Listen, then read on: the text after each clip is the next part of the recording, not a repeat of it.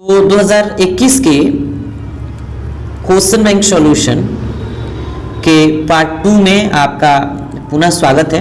इस वीडियो में हम लोग क्वेश्चन नंबर 36 से लेकर के क्वेश्चन नंबर 70 तक के क्वेश्चन को चेक करेंगे। और चलिए शुरू करते हैं पहले क्वेश्चन को। देखते हैं पहला सवाल क्या है। पहला सवाल है बेरवादार ठोस क्या है। देखिए जरा क्या कह रहा है। कह रहा है बेरवादार ठोस। इसमें ऑप्शन है आपका ग्रेफाइट, उसके बाद ऑप्शन है हीरा, हीरा फिर ग्रेफाइट फिर नमक फिर रबर। तो देखिए हीरा जो है ये हीरा क्रिस्टलीय ठोस है यानी कि रवादार ठोस है, और ये एक नेटवर्क सॉलिड या कोवैलेंट सॉलिड भी है। आगे बढ़े दूसरे ऑप्शन की तरफ, तो दूसरा ऑप्शन है आपका ग्रेफाइट। ग्रेफाइट भी एक कोवैलेंट सॉलिड है जिसको नेटवर्क सॉलिड भी कहा जाता है, और नमक एक आयनिक सॉलिड है। मतलब ये सब के सब रवादार ठोस है। कौन से ठोस है? रवादार ठोस यानी क्रिस्टलाइन सॉलिड, क्रिस्टलीय ठोस है। जबकि रबर जो है, ये रबर एक अक्रिस्टलीय ठोस है, नॉन क्रिस्टलाइन सॉलिड है, एमॉर्फस सॉलिड है, जिसको बेरवादार ठोस भी कहा जाता है। बेरवादार ठोस भी कहा जाता है। क्लियर हुआ? तो चलिए डी ऑप्शन आपका सही होगा। ऑप्शन नंबर ये डी रबर आपका सही आंसर होगा। अगला सवाल, अभिक्रिया C2H5Br और उसके ऊपर एरो मार्क के ऊपर KOH है और अल्कोहलिक मीडियम में KOH की उपस्थिति में रिएक्शन हो रही है। तो आपको बताना है कि इस रिएक्शन में क्या बनेगा। देखिए जब भी इथाइल ब्रोमाइड, कौन सा? इथाइल ब्रोमाइड यानी कि C सिंगल बॉन्ड C फिर H फिर यहाँ H यहाँ H सब जगह H और ये ब्रोमीन, KOH की उपस्थिति में अगर अल्कोहलिक मीडियम ये रिएक्शन करे तो हमेशा याद रखिएगा कि यहाँ डिहाइड्रो हैलोजिनेशन होता है। मतलब हाइड्रोजन भी यहाँ से रिमूव होगा और हैलोजन भी रिमूव होगा। तो एक बार में अगर हाइड्रोजन और हैलोजन दोनों अगर यहाँ से रिमूव हो गया तो क्या होगा, जरा चेक करिए। ये आपका बनेगा CH2। क्या बनेगा आपका? ये आपका CH2 और ये आपका CH2, और ये आपका टोटल ओवरऑल प्रोडक्ट क्या बनेगा, जरा चेक करिए। टोटल ओवरऑल प्रोडक्ट बनेगा CH2 डबल बॉन्ड और फिर CH2, मतलब इथीन बन रहा है। क्या बन रहा है? इथीन बन रहा है। तो हम लोग इसको क्या लिखते हैं? इथीन लिखते हैं। क्लियर हुआ? तो चलिए आगे बढ़ते हैं और देखते हैं कि कौन सा ऑप्शन सही होगा। कौन सा ऑप्शन सही होगा भाई, जरा चेक करिए। आपका ये ए ऑप्शन इधर इथीन दिया हुआ है। क्लियर हुआ? चलिए ए ऑप्शन सही होगा। फोटोग्राफिक फिल्म प्लेट में किसका आवश्यक घटक होता है? तो देखिए फोटोग्राफिक फिल्म में सबसे ज्यादा सिल्वर ब्रोमाइड का इस्तेमाल किया जाता है, तो ये बी ऑप्शन सही होगा। आगे बढ़ते हैं। आगे निम्न कोटि की अभिक्रिया के लिए वेग तथा वेग स्थिरांक की इकाई समान होती है। निम्न कोटि अभिक्रिया किस कोटि अभिक्रिया के लिए वेग तथा वेग स्थिरांक की इकाई समान होती है? तो देखिए हमेशा जो जीरो ऑर्डर रिएक्शन होता है, कौन सा order? Zero order reaction. Zero order reaction, इस जीरो ऑर्डर रिएक्शन में यानी शून्य कोटि अभिक्रिया में वेग और वेग स्थिरांक, वेग और वेग स्थिरांक यानी कि K, वेग स्थिरांक के वेग और K दोनों आपस में क्या होता है? बराबर होता है। तो चेक कर लेते हैं। वेग और वेग स्थिरांक, वेग और वेग स्थिरांक दोनों आपस में बराबर कब होगा? देखिए अगर मान के चलिए कि A और B और C कोई प्रोडक्ट है, ठीक है, और C कोई रिएजेंट है और कोई प्रोडक्ट बना रहा है, ये कोई भी प्रोडक्ट हो, और देखते हैं कि ये वेग जो है इस अभिक्रिया की अगर वेग है तो वेग स्थिरांक के A, B और फिर C का घात अगर कह रहा है, मान के चलिए हम जीरो रख रहे हैं, यहाँ सब के सब जीरो अलग से बना देते हैं, तो ये वेग इज इक्वल टू क्या हो जाता है? K इंटू A फिर B और फिर C का सबका पावर जीरो, सबका पावर जीरो। तो वेग बराबर कितना होगा? सबका पावर जीरो, तो K A का पावर जीरो मतलब एक, फिर B का पावर जीरो मतलब एक और C का पावर जीरो मतलब एक। तो सब में गुणा करेंगे एक एक एक, तो कितना हो जाएगा? एक, और एक K में एक से गुणा करेंगे तो कोई K और ये वेग, मतलब वेग और वेग स्थिरांक के शून्य कोटि अभिक्रिया के लिए एक समान हो रहा है। तो चेक करिए भाई, चेक करिए, ए ऑप्शन सही है। क्या? ए ऑप्शन सही है। आगे बढ़िए, निम्न में किसमें अल्डोल संघनन अभिक्रिया होता है? निम्न में किसमें अल्डोल संघनन अभिक्रिया होता है? देखिए, अल्डोल कंडेंसेशन रिएक्शन तभी होगा जब किसी अल्डिहाइड के पास अल्फा हाइड्रोजन वाला अल्डिहाइड, मतलब किसी अल्डिहाइड के पास अल्फा हाइड्रोजन मौजूद हो। तो चेक करिए अल्फा हाइड्रोजन किसके पास मौजूद है। पहले तो अल्डिहाइड होना चाहिए, दूसरी बात ये कि उसके पास अल्फा हाइड्रोजन होना चाहिए। अल्फा हाइड्रोजन कौन होता है? इस अल्डिहाइड के फंक्शनल ग्रुप से जो कार्बन जुड़ा रहेगा ये अल्फा कार्बन कहलाता है, और इससे 3 हाइड्रोजन जुड़े रहेंगे, यही 3 हाइड्रोजन अल्फा हाइड्रोजन कहलाते हैं। तो चेक करिए, ये है एसिटल्डिहाइड। क्या है? एसिटल्डिहाइड। इसी को एथेनॉल के नाम से भी जाना जाता है। तो कहिए, चेक करिए एसिटल्डिहाइड कहीं दिया हुआ है, देखिए यहाँ डी ऑप्शन सही है, एसिटल्डिहाइड CH3CHO यानी एसिटल्डिहाइड। आगे बढ़िए, क्लोरीन अमोनिया की अधिकता से अभिक्रिया करके क्या बनाता है? क्लोरीन अमोनिया की अधिकता से अभिक्रिया करके क्या बनाता है? तो देखिए, क्लोरीन जो है अमोनिया की अधिकता में, मतलब अधिकता से अभिक्रिया करके अमोनियम क्लोराइड और नाइट्रोजन गैस बनाता है। तो अमोनियम क्लोराइड, अमोनिया और फिर क्लोरीन और इस एक्सेस अमोनिया अगर यहां रखें तब ये अमोनियम क्लोराइड NH4Cl और उसके बाद नाइट्रोजन गैस बनाता है। चेक करिए आंसर कहीं दिया हुआ है क्या? कहीं दिया हुआ है NH4N2। सी ऑप्शन आपका सही दिख रहा है। देखिए, अमोनियम क्लोराइड जिसको नौसादर के नाम से भी जानते हैं NH4Cl को, और N2 एक गैस है जिसको नाइट्रोजन गैस कहते हैं। ये कमरे के ताप पर अक्रिय होता है। क्या होता है? अक्रिय होता है। आगे बढ़े, चलिए, कौन ताप द्वारा प्रभावित नहीं होता है? देखिए, ताप द्वारा प्रभावित नहीं होता है, कौन सा नहीं होगा भाई? कौन ताप द्वारा प्रभावित नहीं होगा? तो देखिए, मोलारिटी यानी मूलरता, ठीक है, उसके बाद नॉर्मलिटी यानी कि नॉर्मलता, और फॉर्मलिटी, इन सब में ना, सब में टेम्परेचर अगर बढ़ा दिया जाए तो ये ताप के द्वारा प्रभावित होते हैं। क्यों? क्योंकि इनका जो वॉल्यूम होता है वो लीटर, मतलब इनका जो कॉन्सेंट्रेशन टर्म होता है वो लीटर में डिफाइन किया जाता है, ठीक है। लेकिन ना मोलालिटी को मोल पर केजी में डिफाइन किया जाता है। तो किलोग्राम, मतलब किसी भी किलोग्राम वाले पदार्थ को अगर आप गर्म करिएगा तो क्या वो ताप से प्रभावित होगा? हमेशा वो 1 केजी ही रहेगा। लेकिन अगर मोलरता की बात करते हैं तो मोलरता होता है मोल पर लीटर, है ना। तो ये ताप से प्रभावित होता है क्योंकि लीटर में सॉल्यूशन मौजूद है। तो बढ़ाइए, टेम्परेचर बढ़ाइएगा तो बढ़ेगा, उसका आयतन बढ़ेगा, उसका आयतन घट सकता है, टेम्परेचर अगर घटा सकते हैं तो मोललता इसका सही जवाब होगा। क्या होगा? मोललता। आंसर क्या होगा? मोललता इसका सही जवाब होगा। सी ऑप्शन आपको, सॉरी किधर गया भाई साहब, मोललता आपका सही जवाब होगा। क्लियर हुआ? ताप द्वारा यही प्रभावित नहीं होता, बाकी सब के सब ताप द्वारा ये सब के सब प्रभावित होते हैं। आगे बढ़िए, अभिक्रिया एराइल हैलाइड और 2 सोडियम एटम से रिएक्शन करा रहे हैं ईथर की उपस्थिति में और डाइफिनाइल बना रहे हैं। तो ये कौन सी अभिक्रिया है? इस अभिक्रिया को किस नाम से जाना जाता है? देखिए, जब भी 2 मोल एराइल हैलाइड, कितने मोल?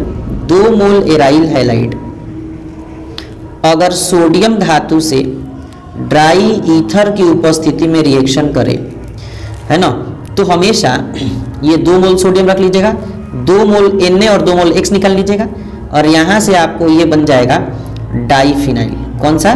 डाइफिनाइल या बाइफिनाइल, जो कह लो। मतलब pH 2 बनेगा।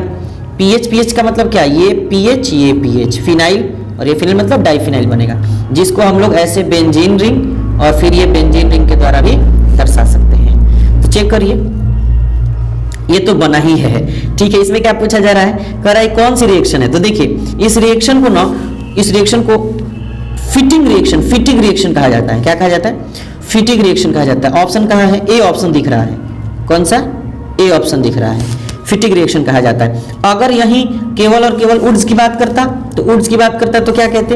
अल्काइल हैलाइड सोडियम धातु से 2 मोल सोडियम धातु से 2 मोल अल्काइल हैलाइड रिएक्शन करेगा तो अल्केन बनेगा। इस रिएक्शन को वुड्स रिएक्शन कहते हैं। और अगर अल्काइल हैलाइड और एराइल हैलाइड, देखिए अल्काइल हैलाइड और एराइल हैलाइड दोनों 2 मोल सोडियम से रिएक्शन कर जाए तो ये अल्काइल और ये एराइल ग्रुप दोनों आपस में जुड़ जाते हैं, एराइल अल्काइल एराइल का निर्माण होता है। इस रिएक्शन को वुड्स-फिटिग रिएक्शन कहा जाता है।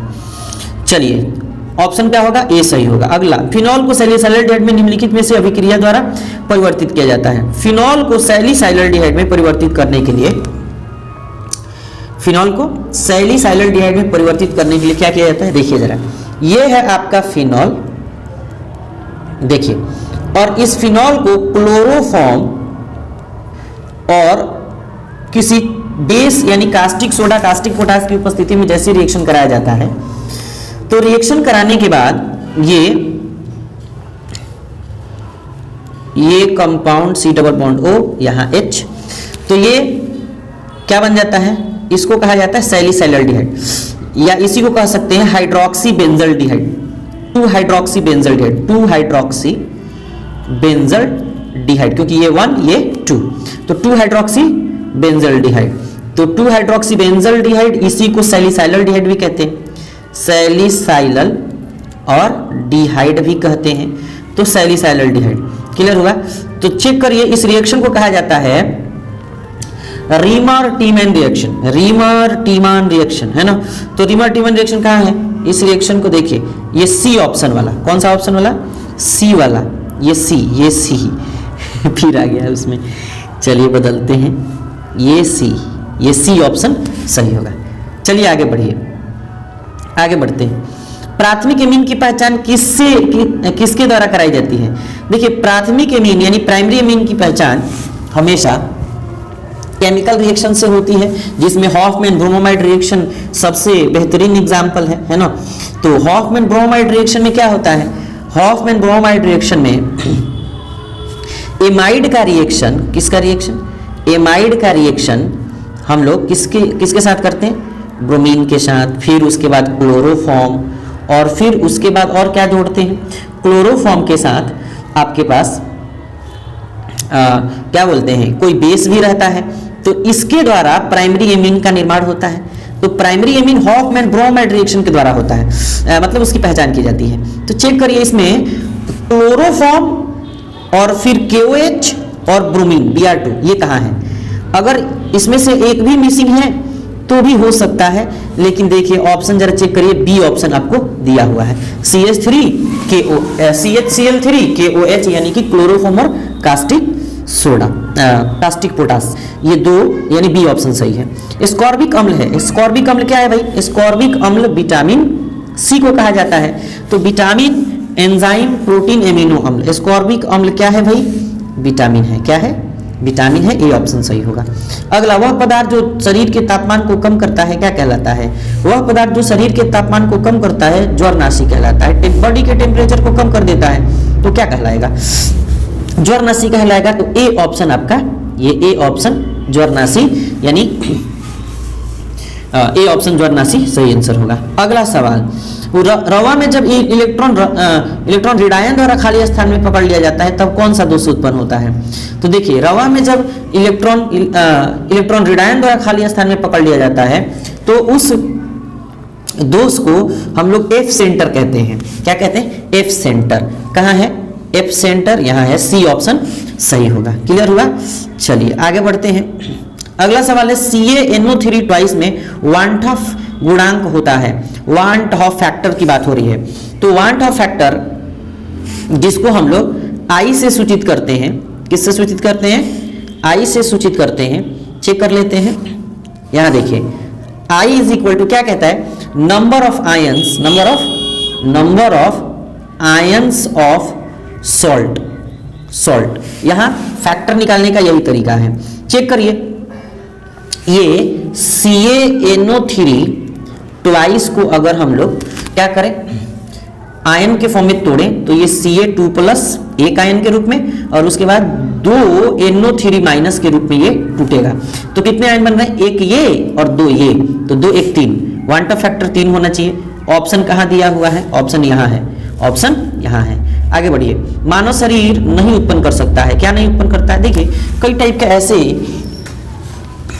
टाइप के ऐसे विटामिन्स होते हैं जैसे इसेंशियल, नॉन इसेंशियल, दो टाइप के विटामिन होते हैं बॉडी की ज़रूरत के अनुसार। तो इसेंशियल यानी कि आवश्यक, और नॉन इसेंशियल का मतलब अनावश्यक विटामिन। तो जो अनावश्यक है मतलब हमारी बॉडी खुद बना लेगा, और जो आवश्यक है उसको बाहर से चाहिए भोजन के रूप में। तो विटामिन का निर्माण शरीर नहीं कर पाता है, कई टाइप के ऐसे विटामिन हैं, तो सी ऑप्शन सही होगा। आगे बढ़िए, ZnS, Zn2+ aqueous, Cu2+ aqueous और Cu, मतलब ये सॉल्ट का सॉल्यूशन बना रहे हैं और बैटरी के फॉर्म में जोड़ रहा है। अब कह रहा है कि बताइए इसमें वेस्टर्न सेल होगा कि डेनियल सेल की कैलोमेल सेल की, इनमें से कोई नहीं।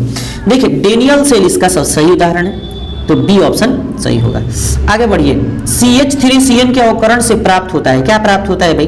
तो देखिए CH3 और C ट्रिपल बॉन्ड N और अवकरण रिडक्शन करा रहे हैं, मान के चलिए लिथियम एल्यूमिनियम हाइड्राइड ही रख दें और नेसेंट हाइड्रोजन के साथ रिएक्शन कराएं।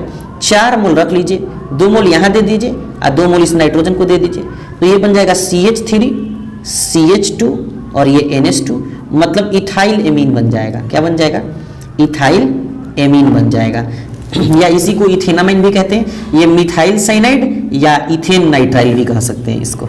आगे बढ़िए, देखिए क्या बनेगा, इथाइल एमीन कहीं है क्या? इथाइल एमीन देखिए यहाँ, सी ऑप्शन सही होगा। सबसे प्रबल अम्ल है, सबसे प्रबल अम्ल कौन होगा भाई? जरा चेक करिए, सबसे प्रबल अम्ल कौन होगा? देखिए ये सब के सब hypochlorous acid, hypochloric acid, ये HCO4, HClO4, HClO3, HClO2, HClOS, HClO, जल्दी में गलती हो जा रहा है बोलने में, कोई बात नहीं, HClO। तो देखिए इसका आपको तरीका बता देते हैं, आपको तरीका बता देते हैं। तरीका में क्या होता है, देखिए जिसका ऑक्सीडेशन स्टेट सबसे ज्यादा होता है, सेंट्रल एटम का जिसमें ऑक्सीडेशन स्टेट सबसे ज्यादा होता है, उसकी एसिडिटी उतनी ही ज्यादा होती है। तो कैसे पता करेंगे? पहला का HClO4 है, तो क्लोरीन सेंट्रल एटम है, तो हाइड्रोजन का +1, क्लोरीन तो क्लोरीन, और ये 4 दूना 8, मतलब -8 बराबर कितना? 0। तो ऑक्सीडेशन स्टेट निकाल रहे हैं, तो 8 उधर जाएगा तो प्लस में, और ये जाएगा तो मतलब कि +7 आ गया। पहला का +7, ये याद रखिएगा, पहला का कितना आया? +7 आया है, ठीक है। पहला का +7, क्लोरीन का +7, ठीक है। दूसरा HClO3, तो इसमें आ गया 3 दूना 6, 6 में से 1 घटा दो तो आ जाएगा 5, मतलब देखो इसका आ गया, इसका आ गया +7, इसका आ गया +5, और ये दूना का 4, 4 में से 1 घटा दो, इसका आ गया +3, और ये कितना आ गया? +1। तो देखिए सबसे ज्यादा ऑक्सीडेशन स्टेट कितना किसका है? पहला का HClO4 का, तो +7 ऑक्सीडेशन स्टेट के अनुसार पहला ऑप्शन सही होगा। क्या होगा? पहला ऑप्शन सही होगा, सबसे ज्यादा अम्लीय यही होगा। अब देखिए 234.2 ग्राम चीनी के घोल में 34.2 ग्राम चीनी है, घोल का मोलर सांद्रण क्या होगा? देखिए ये रिपीटेड सवाल है, कई बार सवाल पूछा गया है, और ये क्वेश्चन बैंक में बहुत बार सवाल पूछा गया है, जिसका सॉल्यूशन पहले भी हम करा चुके हैं। तो इसमें केवल आपको आंसर बता देते हैं, ये आंसर डी ऑप्शन सही होगा। क्लियर है? और ये क्वेश्चन बैंक में जरूर ढूंढ लीजिएगा कि ये कब का क्वेश्चन है, क्योंकि ये सवाल पूछा गया है, ठीक है, बहुत बार पूछा गया है। 0.5 आंसर सही होगा। छोटे से स्क्रीन पे सब बनाना पॉसिबल नहीं लग रहा है, रिएक्शन हालांकि छोटा मतलब हो जा रहा है। निम्न अभिक्रिया का प्रमुख प्रतिफल निम्नलिखित में से कौन है? देखिए ये क्लोरोफॉर्म है, कौन सा फॉर्म? CHCl3, और ये हम रिएक्शन करा रहे हैं ऑक्सीजन से, तो ये COCl2 और HCl का निर्माण करता है। तो COCl2 क्या है? फॉस्जीन है। क्या है? फॉस्जीन है, और ये जहरीला विषैला गैस होता है, काफी घातक गैस होता है। तो चेक करिए कौन सा ऑप्शन सही होगा? सी ऑप्शन सही होगा।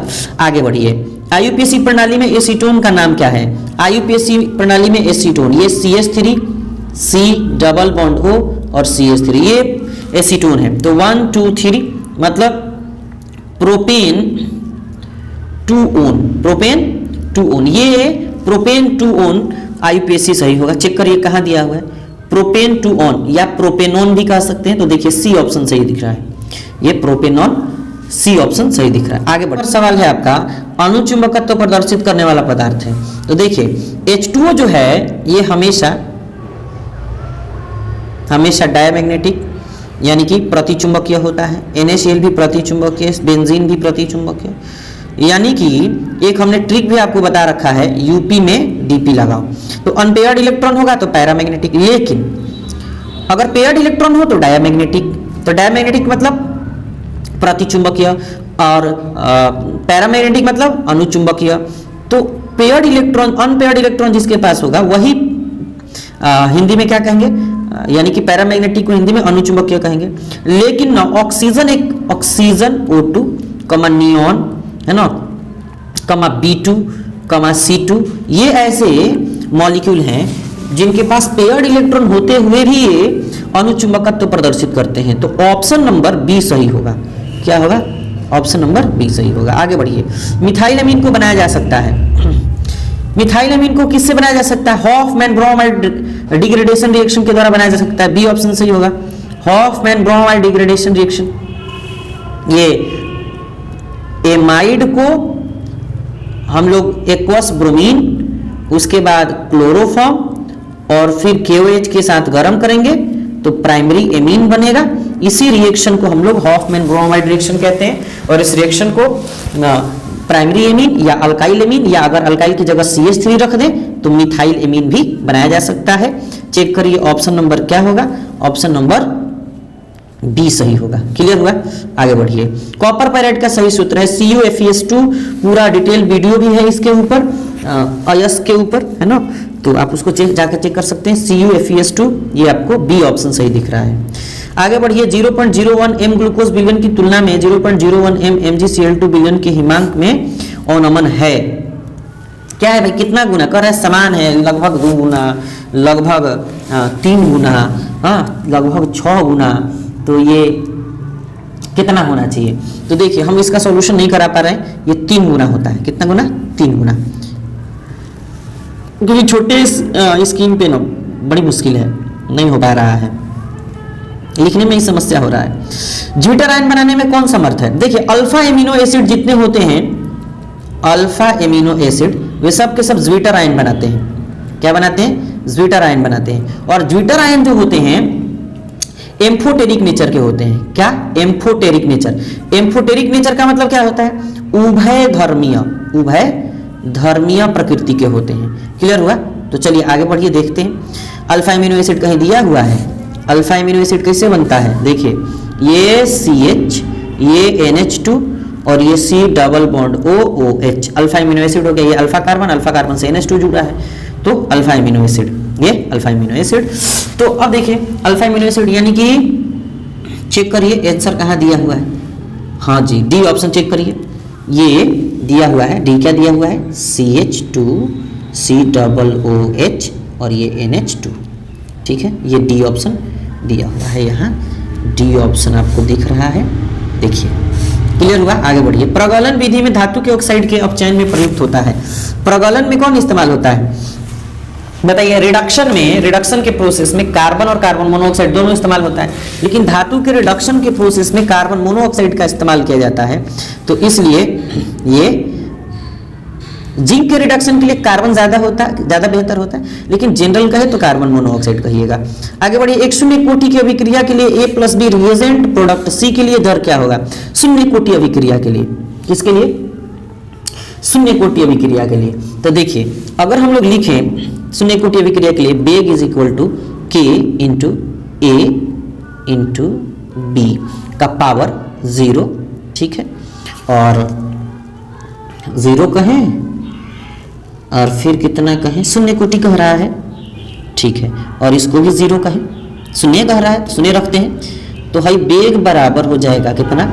K और A का पावर 0 मतलब 1 और B का पावर 0 मतलब 1, मतलब बेग बराबर कितना के बराबर आ गया? K। तो सही है, शून्य कोटि अभिक्रिया के लिए बेग हमेशा बेग स्थिरांक के बराबर होता है, तो ये बिल्कुल सही आ रहा है। तो ऑप्शन चेक करिए, ऑप्शन कहाँ दिया हुआ है? A का पावर 0, B का पावर 0, देखिए यहाँ दिया हुआ है A ऑप्शन। क्लियर? आगे बढ़िए। रासायनिक अधिशोषण में कितने परतें होती हैं? भौतिक अधिशोषण की बात करता तो अनेक होते हैं, और रासायनिक अधिशोषण में मात्र एक परत होती है। कितनी परत? एक परत होती है। आगे बढ़िए। बैकेलाइट फिनॉल से किसके साथ अभिक्रिया द्वारा प्राप्त होता है? बैकेलाइट हमेशा फिनॉल और फॉर्मल्डिहाइड, फिनॉल और फॉर्मल्डिहाइड दोनों के साथ ये रिएक्शन होता है, तो बैकेलाइट का निर्माण होता है। किसका? बैकेलाइट का। तो चेक करिए फॉर्मल्डिहाइड कहीं दिया है? फॉर्मल्डिहाइड देखिए C ऑप्शन दिया है, सी ऑप्शन आपको दिख रहा है। उप सह संयोजन यौगिक K4NiCN4 में निकेल ऑक्सीडेशन अवस्था है। निकेल का ऑक्सीडेशन स्टेट क्या होगा? तो देखिए हम आपको बता रहे हैं, ऑक्सीडेशन स्टेट हमेशा सेंट्रल एटम का निकाला जाता है, निकेल सेंट्रल एटम है। तो पोटेशियम 4 है, तो पोटेशियम के एक परमाणु का +1 ऑक्सीडेशन स्टेट 4 है तो +4 हो जाएगा, यानी कि +1 गुणे 4। प्लस निकेल है तो निकेल को रहने दीजिए ऐसे ही। Cn को -1 क्यों? क्योंकि यूनिडेंटेड लिगेंड है, -1 होता है, और ये 4 और नेगेटिव लिगेंड भी है, तो गुणा कर दिए 4 से, तो कितना हो गया +4, ठीक है। और ये हो गया -4 और ये हो गया कितना निकेल, तो +4 -4 0, तो निकेल का ऑक्सीडेशन स्टेट 0। चेक करिए कहाँ दिया हुआ है 0, चेक करिए ये 0, ऑप्शन ए आपको दिख रहा होगा। आगे बढ़िए, कौन अत्यधिक क्षारीय है? सबसे ज्यादा क्षारीयता की बात करता तो गैसियस स्टेट में 231, यानी कि secondary then tertiary then primary. अगर नॉर्मल स्टेट में कहता तो हमेशा याद रखिएगा 321, मतलब tertiary then secondary then primary. लेकिन अगर यहाँ कॉन्सेप्चुअली दे रहा है तो देखिए ये मिथाइलेमिन, ये फिनाइलेमिन, कभी भी पॉजिटिव इंडक्टिव ग्रुप होता है तो एमीन की क्षारीयता को बढ़ाता है। यहाँ दोनों में पॉजिटिव इंडक्टिव ग्रुप है, जबकि बी में और ए में दोनों में पॉजिटिव इंडक्टिव ग्रुप नहीं है, नेगेटिव इंडक्टिव ग्रुप है, जिसको मेसोमेरिक ग्रुप भी कहा जा सकता है, -m ग्रुप। तो देखिए इधर एक पॉजिटिव इंडक्टिव ग्रुप, उधर 2 पॉजिटिव इंडक्टिव ग्रुप। नाइट्रोजन के पास अगर इलेक्ट्रॉन की डेंसिटी बढ़ जाएगी तो फिर उसका बेसिसिटी भी बढ़ जाएगा, मतलब 2 degree then 3 degree then 1 degree वाला ऑर्डर यहाँ आ रहा है, तो सेकेंडरी ज्यादा बेसिक होगा। सेकेंडरी कौन है भाई? यहाँ सेकेंडरी दिख रहा है, देखिए डी ऑप्शन, CH3 दो तरफ से N, मतलब ऐसा आपको दिखेगा। कैसा दिखेगा? देखो NH, और ये इधर से CH3, इधर से CH3। क्लियर हुआ? इधर से इलेक्ट्रॉन की डेंसिटी बढ़ाएगा, इधर से इलेक्ट्रॉन की डेंसिटी बढ़ाएगा, क्योंकि दोनों पॉजिटिव इंडक्टिव ग्रुप होते हैं। क्लियर हुआ? आगे बढ़िए, डी ऑप्शन सही होगा। मोनोहाइड्रिक अल्कोहल का सामान्य सूत्र क्या होता है? मोनोहाइड्रिक अल्कोहल CN क्या होता है? CnH2n+1OH। कहाँ है? CnH2n+1OH, ए ऑप्शन सही है, ए ऑप्शन सही है, ए ऑप्शन CnH2n+1OH होता है। दूध निम्नलिखित में से किसका उदाहरण है? किसका उदाहरण है भाई? दूध निम्नलिखित में से किसका उदाहरण है? पायस का। किसका? पायस का। दूध किसका उदाहरण है? पायस का उदाहरण है। आगे बढ़िए, आगे बढ़िए, गैलेना किसका अयस्क है? गैलेना लेड यानी कि सीसा का अयस्क है। किसका अयस्क है? सीसा का अयस्क है। लेड यानी Pb, बी ऑप्शन आपका सही होगा। और गैलेना का रासायनिक सूत्र PbS होता है। तो ये आपका 70 सवाल कंप्लीट हुआ पार्ट 2 का, यानी कि 35 सवाल कंप्लीट हुआ इस वीडियो का। तो आपको वीडियो देखने के लिए बहुत बहुत शुक्रिया। आप बताइए कमेंट करके कहाँ समस्या है आपको, अगर समस्या हो तो कमेंट जरूर करिए और बताइए कि आपको ये वीडियो कैसा लगा। बाकी पूरा वीडियो देखने के लिए आपका बहुत बहुत शुक्रिया और थैंक यू और मेरी क्रिसमस मेरी तरफ से। चलिए मिलते हैं नेक्स्ट वीडियो में। बहुत बहुत शुक्रिया।